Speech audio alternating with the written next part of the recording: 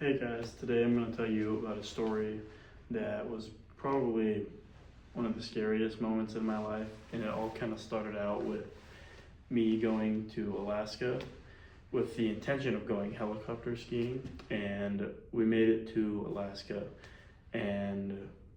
right when it started to get scary was when we started training for helicopter skiing specifically, because you don't really notice like when you're like, oh yeah, let's go helicopter skiing in Alaska. You don't think about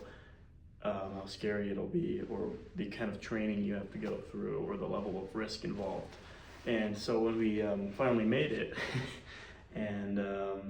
we were doing all of the avalanche training, and they're talking about glaciers and how to not fall into certain glaciers and stuff while you're on the mountain, it really started to click in, and it kind of came to a turning point of being like, oh crap, this is some serious stuff. And I remember we finally finished the training, and it was time to go on the helicopter, and they had to teach us how to get low before going on a helicopter, and we had to like hold our skis or they'd blow away, and we couldn't stand up too tall because it was dangerous. And that was probably one of the scariest moments of my life, when the helicopter started taking off, and I was just sitting in the helicopter, and you can feel like the ground,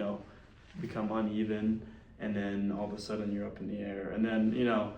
it all worked out eventually. And as you start flying, you start to realize that, you're not, it's still scary obviously, but you're not gonna go anywhere. And